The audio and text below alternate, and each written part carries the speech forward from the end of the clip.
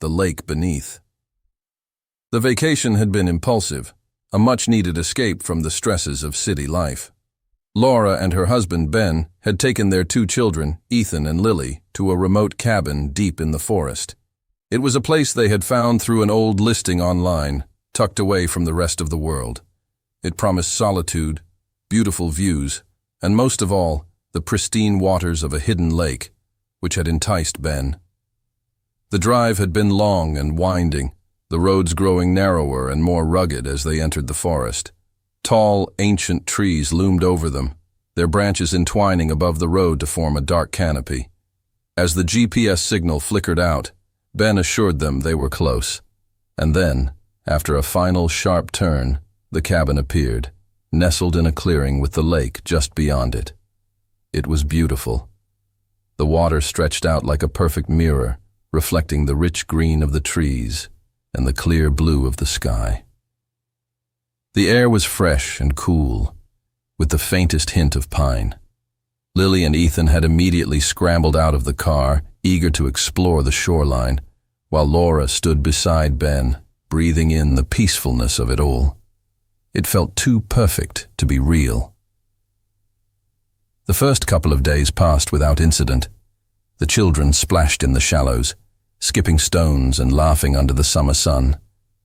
Ben had even taken the old wooden rowboat out to fish, though he hadn't caught much. Laura, content to read on the porch, felt her tension slowly melt away. It was exactly the break they had needed.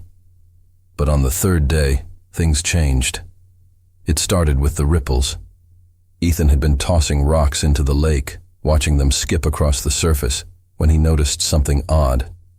No matter how still the air or how calm the water was, there were ripples, small, almost imperceptible movements in the center of the lake. At first, he assumed it was fish or the natural movement of the water, but when he looked closer, the ripples seemed to come from nowhere, as if something beneath the surface had disturbed it. "Mom, there's something in the lake," Ethan called from the shore. Laura glanced up from her book, shading her eyes from the sun.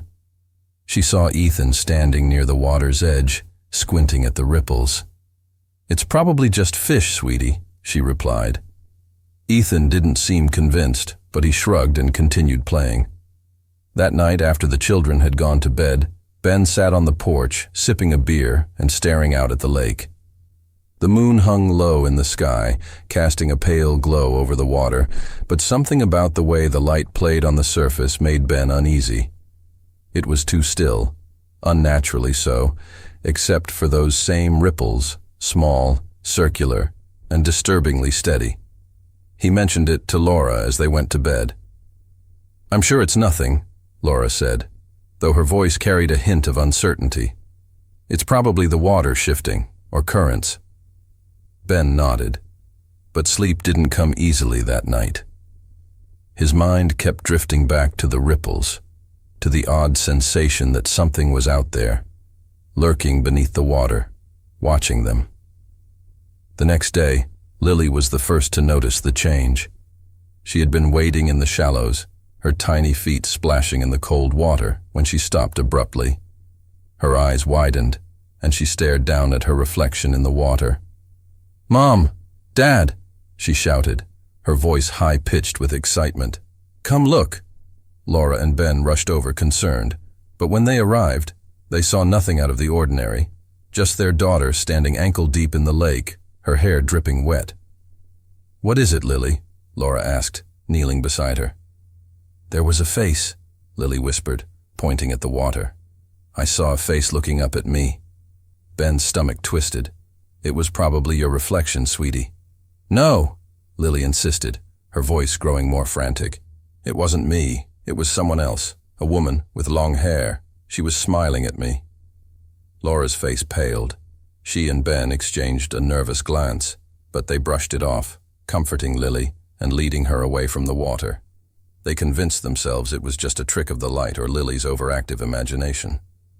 But that night, as the wind howled and the trees swayed in the dark, the unease settled deep in their bones. By the 5th day, the lake's presence was impossible to ignore. Ethan had been the next to see something, though he refused to talk about it. He came running back to the cabin, his face pale and his hands trembling. Laura had tried to get him to explain what he saw, but all he could mutter was, "It's watching us."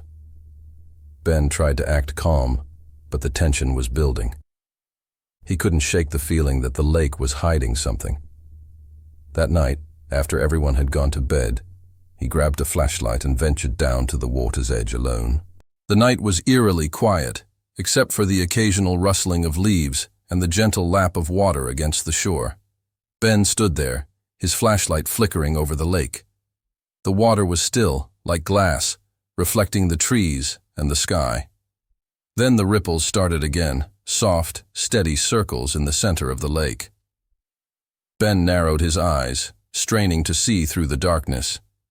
His flashlight's beam cut through the gloom, landing on something that made his heart skip a beat. Just beneath the surface, something was moving, slowly, deliberately. At first it looked like a shadow, but as it rose closer to the surface, Ben's breath caught in his throat. It was a figure, a human figure. Long, tangled hair floated in the water, and a pale face turned upward, eyes wide and unblinking. The woman's mouth stretched into a wide, unnatural smile. Ben stumbled backward, his flashlight slipping from his hands and plunging into the water. He ran back to the cabin, his pulse pounding in his ears. When he burst through the door, his face pale and drenched with sweat, Laura looked at him with concern. "What's wrong?" she asked, her voice shaky. There's something in the lake," Ben gasped, barely able to get the words out. "A woman. I saw her."